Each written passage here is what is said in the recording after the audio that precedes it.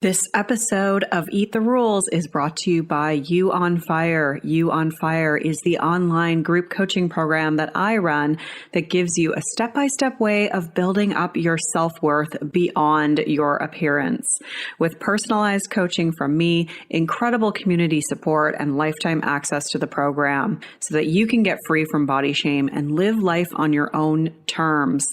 Get details on what's included and sign up for the next cycle at summerinnanen.com/you on fire. I'd love to have you in that group. This is Eat the Rules, a podcast about body image, self-worth, anti-dieting, and intersectional feminism. I am your host, Summer Innanen, a professionally trained coach specializing in body image, self-worth, and confidence, and the best-selling author of Body Image Remix. If you're ready to break free of societal standards and stop living behind the number on your scale, then you have come to the right place. Welcome to the show.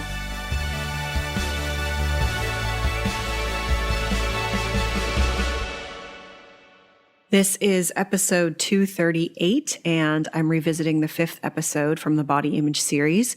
And specifically, we're talking about how to overcome comparisons. I talk about why we compare, why comparisons are one of the hardest things to overcome, and 8 actions you can take to help you stop comparing.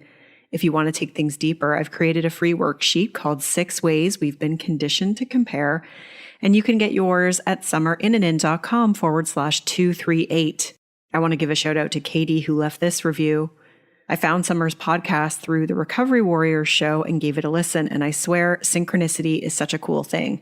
I listened to 2 episodes that were titled with things that I seemed to be really needing at that time, and the messages I received were unbelievably necessary to my process in accepting my new fat body. Summer is a badass, and so are her guests. So much intersectionality happening in this podcast. It's beautiful.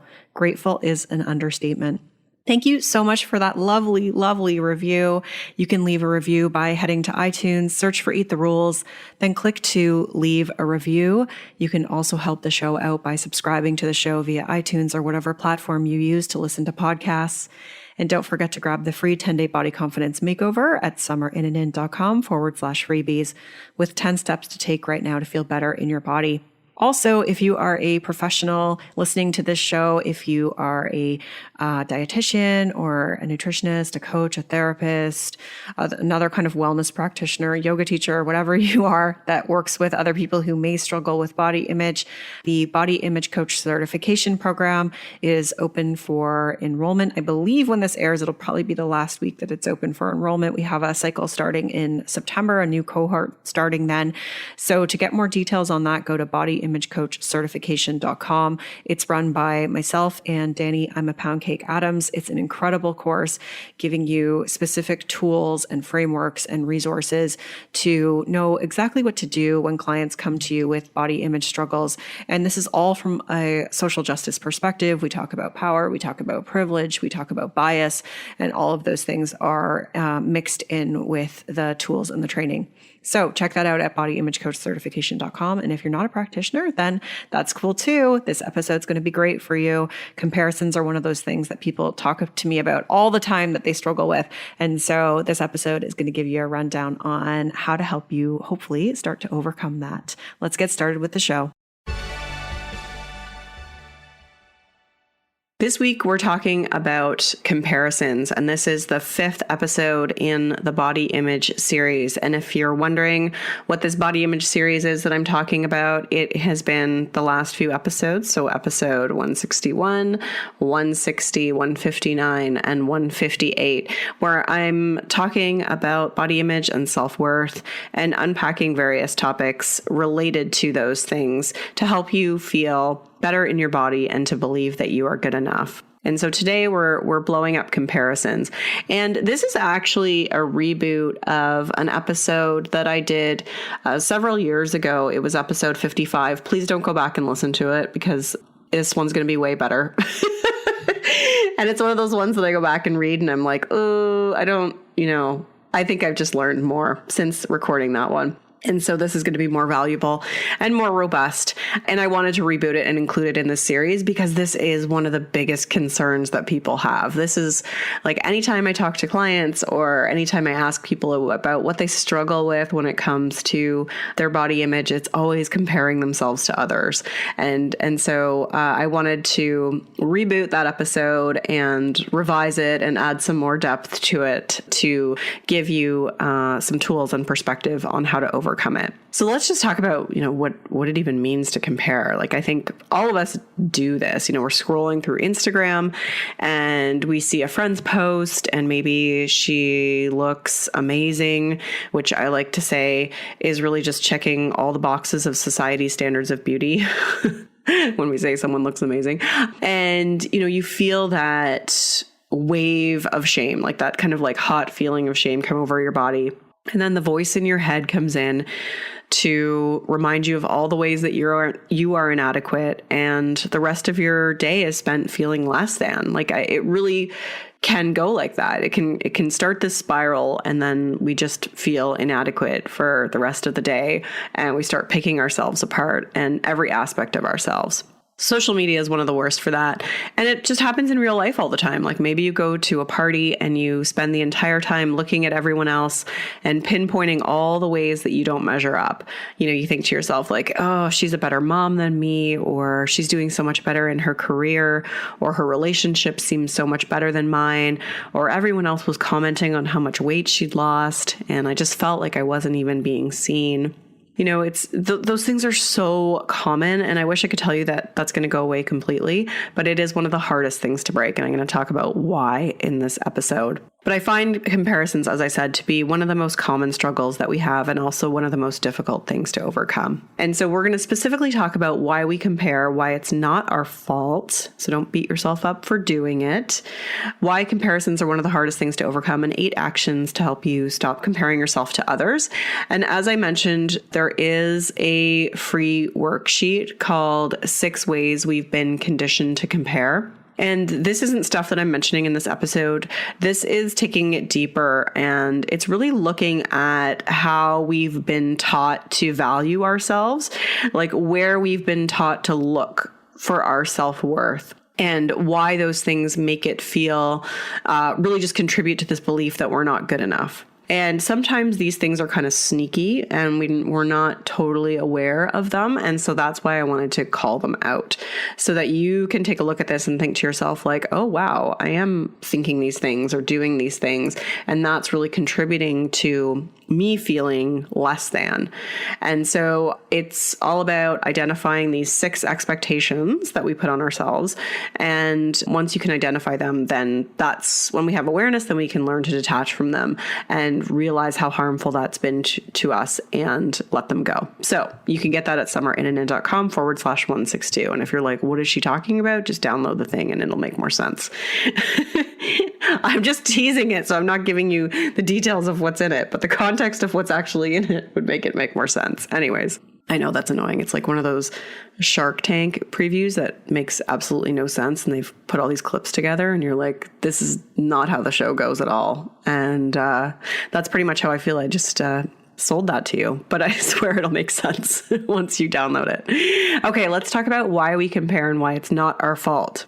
Comparisons happen to everyone. I don't think there's anyone that's really immune to this. And I think that we all want to be immune to it. We all want to like stop comparisons completely, but we all compare at some point in time. And maybe it's when we're on social media. Maybe it's when we are out in public at the grocery store or at the gym or at our child's school or out with friends or even just in our imagination, or we're comparing ourselves to our old selves. Like we're thinking to ourselves like, gosh, I really wish I looked like I did 10 years ago or 20 years ago. And it's happening all the time. I think some of us were just doing it all day long, or we check our phone first thing in the morning and then we go down into the spiral of comparisons. And the world we live in can be a self-image beatdown because of all of these images and messages that we're receiving about who we should be. And it's not just our bodies. I talked about this in one of the previous body image series episodes. It's everything. We have these expectations about how we should be as a parent, how we should be in terms of our career, where we should be at in terms of our relationship, what we're eating, how we're moving our bodies, how we decorate our houses. And so we're comparing ourselves in all these different areas of our lives. One of the things that I notice is like being a parent now is you start to compare like where your child's at compared to another child in terms of their developmental milestones. And I'm like, what? No, like that's just the worst, that's just a huge recipe for then, teaching our children that they're not good enough, or like having our self-worth tied to our child's development. And it's like, but it's, I think that's super common too. But anyways, all of this stems from the way that we've been conditioned to evaluate ourselves. Like we've been conditioned to kind of go out into the world and look at everything and think, how do I measure up? And the reason that is, it comes from like this larger cultural perspective and the fact that we've been given this script on who the ideal woman is. And, I mentioned this before, but it's like, this notion of like the perfect woman. And so we're going out there and we have this sort of script on who that perfect woman is. And we're thinking, okay, we have to check off all these boxes. We have to fit into this box of who that is in order to measure up. And so we're constantly measuring ourselves up against that ideal of perfection.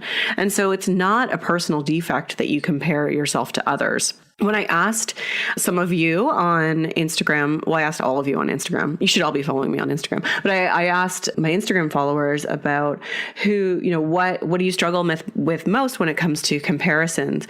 And one of the themes that I picked up on was just beating yourselves up for why you do this and just sort of feeling like, why do I do this? Like I am trying not to do this and it's so frustrating.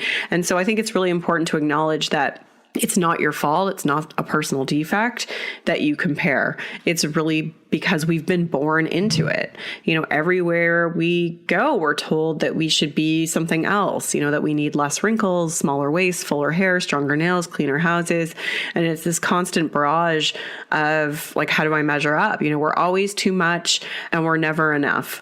And we're always kind of told like, here's what you need to do to be better. So it's no wonder that our default way of thinking is to be constantly self-evaluating.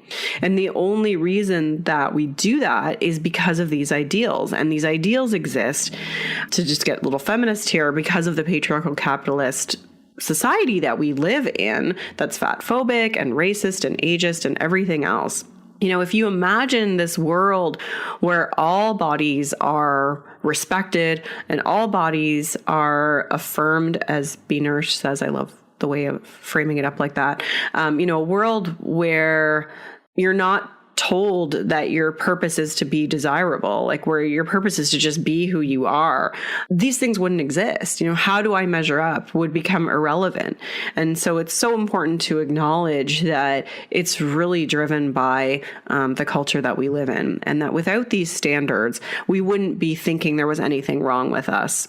And I always go back to this example, and this is the same example I used when I recorded this podcast. I don't even know, maybe it was 2017 or 2016. I can't remember the first time, but I always go back to this example. I saw this TV ad for tooth whitening strips, and this woman was saying that she was too embarrassed to be in a photo because of her teeth. And, I just remember thinking like, what? Like now it's our teeth. And I know that this has been a common thing for years now, but back then, like when I first saw this, I was like, now it's our teeth. Like now our teeth aren't good enough. They're not white enough. Back in the day, teeth didn't have to glow like a lunar eclipse. That was never a mainstream expectation or problem. It wasn't until Procter & Gamble made it a problem to sell us a solution that we became self-conscious of how unbleached our teeth are. And so, that just gives a little more perspective. Like none of this stuff existed way back in the caveman days and everything else. This is all stuff that has come in to make us spend money, take our power away, take our time away, take our energy away, so that we're constantly investing our resources into trying to measure up and trying to fit this ideal. Okay, let's talk about why comparisons are so difficult to overcome. I've already alluded to this, but The main reason is because it's all rooted in this belief that we're not good enough and this need to belong. And let's talk about this need to belong, because this is really important to understand. Our need to belong is rooted in our evolution. So being rejected from our social group would have meant losing our ability to survive. And this was especially true for women. Our survival was dependent on being desirable. And so as a result, our brains have evolved to give us a hint when we're at risk for being socially rejected by making us experience pain. And that's the same pain that you feel when you compare yourself to somebody else who checks off all the boxes of society's standards and you feel you don't measure up. So we are biologically wired to want to fit in and want to belong. And that makes sense. Like, it's safe, it's protective. We're wired to avoid the pain of rejection. So the obvious way that we try to avoid the pain of rejection and try to fit in is by trying to live up to these standards that have been placed on us. And it is in our DNA to be that way. And so that's why it's so difficult to overcome. And it's not something that you can just fix overnight. Because we've been taught that if we're desirable, which means if we're thinner, if we're younger, if we're smarter, all these other things, then we'll fit in, we'll be desirable, we'll be protected. And honestly, the reality is that sometimes we are protected from stigma when we are these things. That is the reality. But that doesn't mean we need to participate in it. That doesn't mean we need to buy into it. Because all that does is lead to a disconnect between who we really are and who we think we should be. And it's always going to leave us with that hole of never feeling good enough. So even if we do get thinner, we get more compliments, maybe we do become quote unquote more desirable, we're still not going to feel good enough unless we get to the root of this, which is starting to change the beliefs we have about ourselves, accepting ourselves unconditionally, no matter what size we are. And so that's the root of it, believing that we're not good enough. If we believed that we were good enough, then we would see someone and not have that comparison, not have that emotional attachment to the comparison. So for example, it's a big difference between, I'm guessing, you seeing someone who parallel parks better than you. You probably don't compare yourself to that person and think oh man, what's wrong with me? I just can't parallel park like them. Versus when you see someone who's thinner than you and you think oh, what's wrong with me? I'm inadequate and all these things. There's that emotional attachment to the stuff that we've been taught to value ourselves on. We haven't been taught to value ourselves based on our ability to parallel park. And therefore, we can compare ourselves to somebody else, but there's no emotional attachment to it, versus the emotional attachment that we have to something that's really how we're valuing ourselves. So the root of this is believing that we're good enough and detaching our worth from any of these external things that we've been taught to value ourselves on. You may need to rewind that and listen to that 3 times.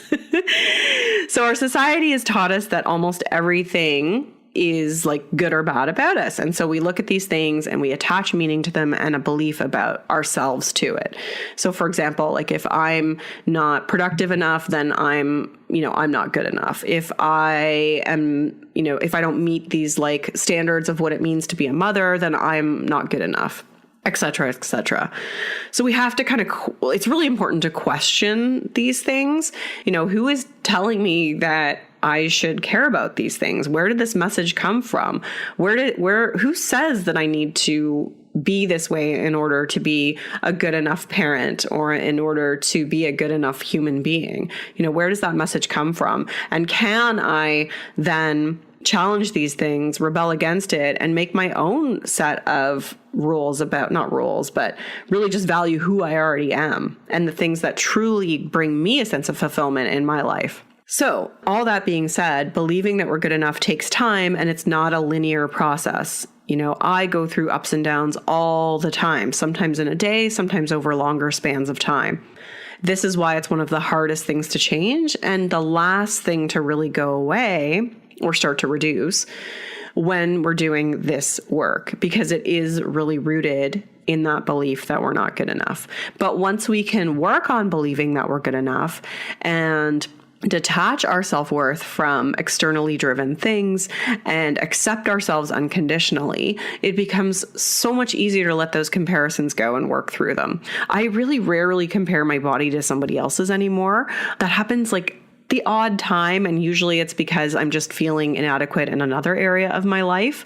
Where I experience this more now, I would say, is related to sometimes like motherhood and sometimes like my career. Those are the areas where I would say it shows up for me more often now, but not with my body. And that's because I've really worked on detaching my sense of self-worth from my body, and I'm continually working on detaching it from these other kind of expectations that have been put on me. So when I asked you on Instagram, some of the things that you struggle with, one of you said, like, how do I find the willpower not to compare? And one of you said, like, I hate that I'm doing this. How do I stop? And, my response to those things is like, you have to go easy on yourself and understand why you do this. So that's why I wanted to share why we do this.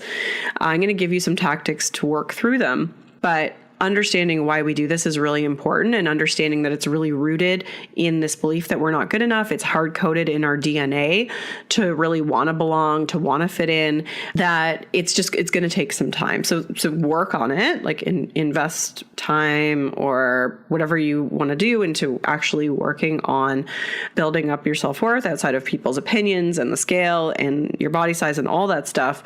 And don't beat yourself up for it. Don't beat yourself up for beating yourself up. Just go easy on yourself. Cut yourself some slack.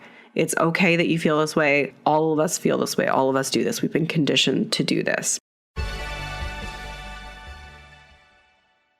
This episode is brought to you by Athletic Greens.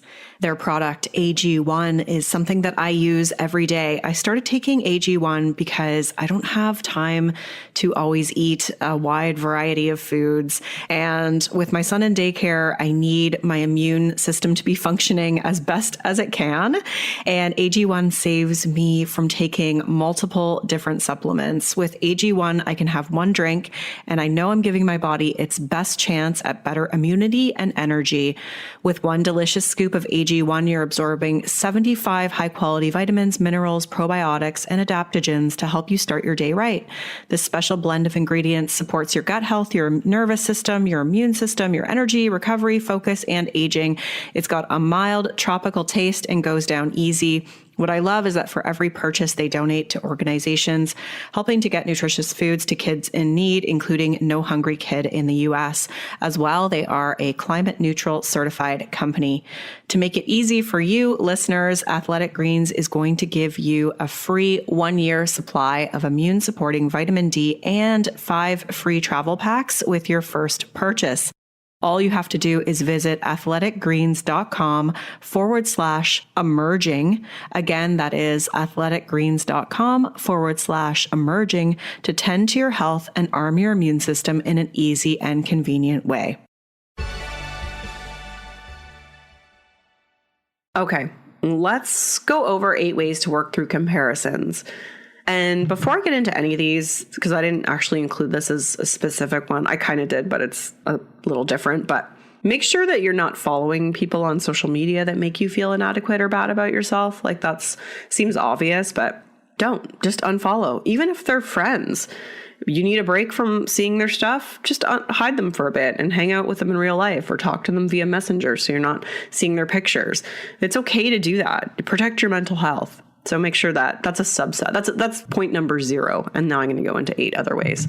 So number 1 is just having awareness and curiosity about the beliefs that we have that are causing us to compare. So as I said, our need to compare and self-evaluate is tied to different beliefs that we have about ourselves. And all that's really rooted from this belief that we're not good enough. But there's all these different branches of that belief, and that belief that we're not good enough, just to remind you, is really a result of internalized depression and our upbringing. So it's not your fault that you feel this way. But from that root, there's all these branches. So for example, maybe it's like, I'm not desirable. I'm an inadequate mother. I'm not smart enough. I'll always be a failure. Like all these different narratives that we have. So instead of letting the emotional response from a comparison, so I talked about like that hot wave of shame that comes over us when we're comparing and feeling inadequate, take a deep breath and be curious about why you're feeling that way. So those moments are going to shed light on the limiting beliefs that you have about yourself. And then once we have that, we can work on changing it. So just slow down. Witness your thoughts. Be curious about what you're believing about yourself in that moment, and then you can start to question those beliefs. One of the questions I got from you was, what do I do if others are being complimented and I'm not? And the specific example was my friends get asked for their ID and I don't. I totally relate to that. I haven't been asked for my ID in a long over 10 years time. And some of my friends still get ID'd. And so I think it's in that moment, again, like, what are you believing about yourself? You know, what is it that you've been taught to believe about yourself that's making you believe this about yourself? So just be curious about that. And once you have that information, then you can work on changing it. Number 2 is to identify the story, identify your assumptions. The assumptions that you're making and the story that you are coming up with as it relates to the person that you're comparing yourself to. So what I mean by that is when we're comparing, our brain is often filling in all these gaps and blanks about this other person and creating this story about them that is driven by what we've been taught about social currency and what it means to meet society's standards. So let's say that you see someone who checks off all the boxes of what it means to be desirable in our society, and you might think to yourself, like, their life is perfect. Everyone loves them. They're successful. They are admired. They must be having bowel movements of rainbows and roses because there is clearly nothing shitty in their life. You know, this is, our brain like creates this elaborate story of perfection about them because that's what we've been told, right? That's what we've been taught. Like, if you have these things, then everything's going to be so perfect. And this is especially hard in the age of social media where we're seeing a nanosecond of someone's life and our mind is filling in all of these blanks with this story of how amazing their life must be. And so I think it's really important to call bullshit on your assumptions and just think to yourself, like, what am I assuming right now about this other person? What am I assuming about their life? And remind yourself, or let me remind you, that no one has a perfect life. Like, everyone has suffering of some kind. Everyone has difficult emotions. We have no idea what's going on inside their mind, inside their life. And so be really, really aware of the blanks that your brain is filling in. And don't be afraid to call bullshit on them. And so a question that I got from you was, how do I stop comparing myself to my old body? Like, you know, before I had kids, you know, when I was thinner. And so first of all, I would say, check out last week's episode 161, Detaching from the Thin Ideal, because that kind of goes into a bit of that as well. But also use this tactic and use the tactic that I just mentioned before that. So being curious with what you're believing about yourself in that moment, and be curious with like the story that you're filling in around what you used to look like. If I look at myself from 10 years ago, that's the thinnest that I was ever in my life. And I can look at that body and I don't compare myself to it now because I'm so aware of what was going on in my life at that time. You know, I was literally filling in a spreadsheet every day with the food that I was going to eat and spending so much time fitting in workouts and talking about my body and my diet and cutting out all these foods. And it was my life, and it was not a life. There was no real purpose or meaning to it. And so, you know, yes, maybe I was thinner, although can never sustain it anyways. But that was not where I wanted to be. And my life is so much more fulfilling now. I feel so much better about myself. And so maybe your life was better when you were thinner. And that is something then you got to challenge the beliefs that you have about what it means to be in a smaller body. And that actually brings me to my next point. So that was an awesome segue. But I think it's really common to compare ourselves to our old bodies. And I think we got to remind ourselves of like the whole picture. and what we're believing about ourselves. And then number 3, we're getting to number 3 here because this is a segue, use that as an opportunity to then challenge how we've internalized fat phobia.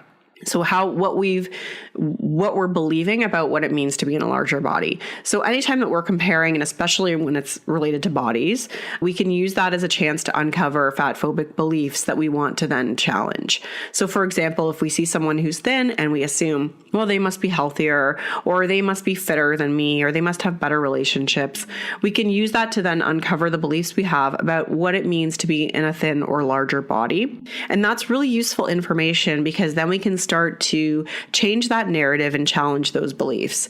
We've all internalized fat phobia in different ways. And it's important to uncover how we've internalized it in order to change that. So, are you assuming that they're healthier? Okay, let's challenge that belief. Are you assuming that they're fitter? Let's challenge what it means to be in a body and what it means to be fit. And there's lots of different ways that we can do that. But we have to challenge the things that we've learned about what it means to be in a thin body, what it means to be in a larger body. And so one of the questions from you was, what about comparing myself to others who have successfully lost weight? And I'm going to put successfully in quotation marks because a lot of people everyone can lose weight in the short term for the most part, except once your body's completely beat down from dieting. But the vast majority are going to gain that weight back. And I don't say this to, then put the other person down. But I think it's important to remind yourself that if they did lose weight in the long term, they're in a really small minority. Maybe they have to maintain disordered eating habits to do that. But in all likelihood, they're maybe going to gain that weight back and be in, the same spot that they were before. And so I think, this is going to jump ahead to one of the other points, but I'm going to talk about the Amy Poehler quote, good for her, not for me. I think we can use that here too. It's okay, so I know for me, I can't do that. My body, this is where my body wants to be. This is where my body's at. And there is no way I'm going back to counting cherry tomatoes. And even if I did, I'd gain that weight back because I played that game for decades and I could never win. And I know it doesn't work. And so really, invest some time in learning about the research about weight loss and all that stuff too, to solidify those beliefs in your mind. But that's my answer to that question. I don't need to elaborate on it anymore. Okay. Next point, number 4, is to avoid comparing down. And so, we're talking about comparing ourselves to others and feeling bad about ourselves, but it can work the other way too. I think we're all guilty of comparing down where we look at someone else and we feel a sense of superiority. So maybe we have a better relationship or we're more successful in our career. And it can play out in our mind well, at least I'm better than Karen. Poor Karen. She gets such a beating. In other words, we're temporarily soothing our ego, or our ego is temporarily soothing itself. And so in the freebie for this episode, I mentioned that having this expectation of wanting to be the best is really a sneaky way that belief that we're not good enough plays out and manifests. And so, we never want to try to be better than someone else. We just want to be the best version of ourselves. And so if you notice yourself comparing down, in the same way that you compare up, so to speak, be curious with what you're believing about yourself, because that's usually coming from that same place of inadequacy. It's another manifestation of self-evaluations gone awry, and it can provide us with information on a limiting belief that we have or where we're seeking validation to feel a sense of worth. Okay. Number 5 is accepting that you're average. And I know that sounds a little harsh, but what I mean by that is a common theme that I've seen is this need to be exceptional. And that if we're not exceptional or if we're not the best, then we're not good enough. We're lousy. We're pieces of shit, essentially. And it's really important to know that you are not the best. No one is the best. And I say that in jest with the truth attached to it. But, there's always going to be someone more successful, fitter, more beautiful, younger, smarter than us. And so learning to be cool with the fact that we're not the best, that we're just us, and we can be the best version of ourselves is critical to really being comfortable with who we are, and learning to be cool with the fact that we have parts of ourselves that are good, parts of ourselves that are not so great, and parts of ourselves that we're kind of neutral about. and that's what makes us a whole amazing human being, is going to help you overcome that need to kind of be the best or, beat yourself up because you're not the smartest or the youngest or the thinnest or all these other things. Otherwise we get stuck in this pattern of like, I'll be happy when, and, I'll be happy when I'm thinner. And if we reach that milestone, we're still not going to feel good enough if it's coming from this place of wanting to be exceptional, so to speak.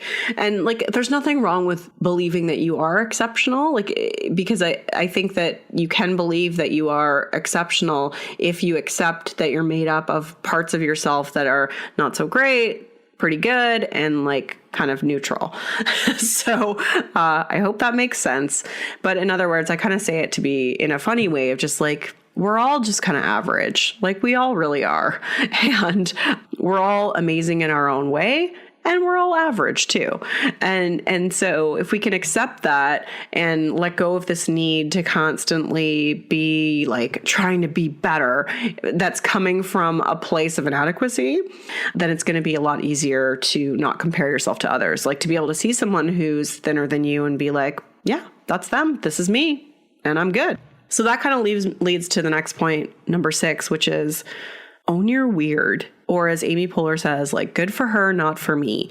Make that your mantra. The more that we can celebrate our own individuality and other people's individuality, the less that we'll feel like we're not measuring up. So every moment that we spend comparing ourselves to another person is a moment taken away from really focusing on living our lives. And again, this is not to like beat you up for comparing yourselves to others, but it's really a call for you to keep your eyes on your own self-improvement and find appreciation in what you have right now. And so a question that I got was, how do I focus on like the activity that I'm doing when I keep looking at the other people around me or comparing myself to the other people around me? And I hear this all the time, especially from people like who are going to a gym where there's mirrors or a spin class or something like that. And so keep your literal eyes on you too. and just think to yourself, like, good for them, not for me. I know the Amy Poehler quote is good for her, not for me, but let's like make it kind of gender neutral. It's good for them, not for me.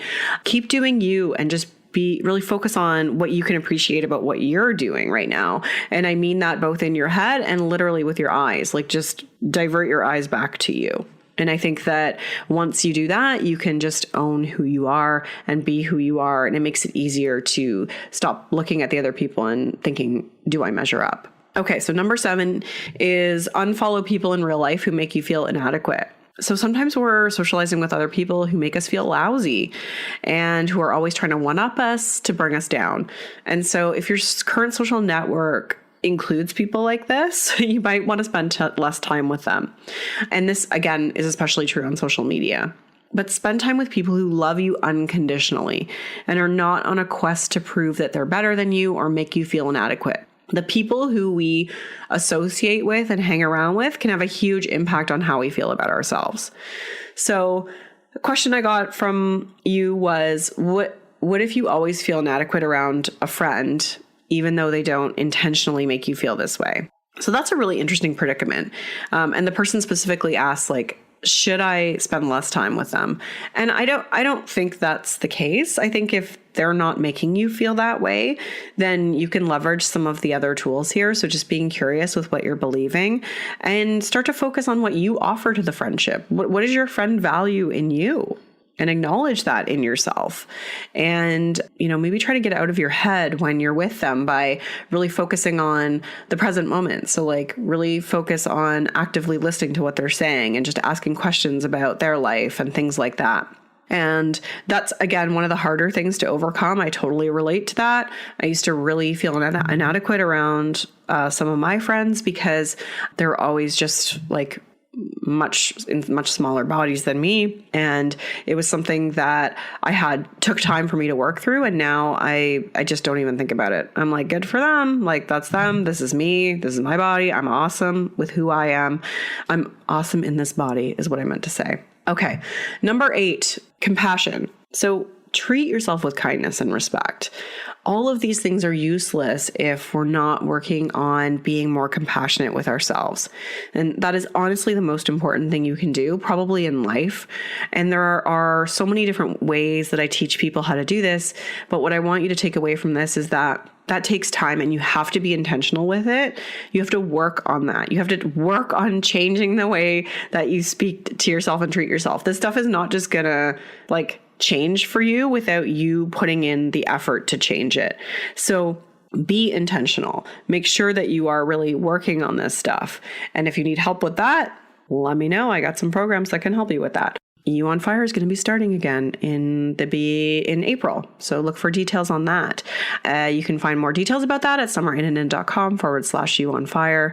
That is my 3-month group coaching program where we are unpacking all of this. It's really just a course in helping you detach your worth from all of the external measures, help you feel more neutral in your body, help you feel more confident in who you are, help you overcome comparisons, and help you know and believe that you are good enough. So if you are listening to this and you're like, I want that support, then get on the wait list because details are going to be coming out about that soon.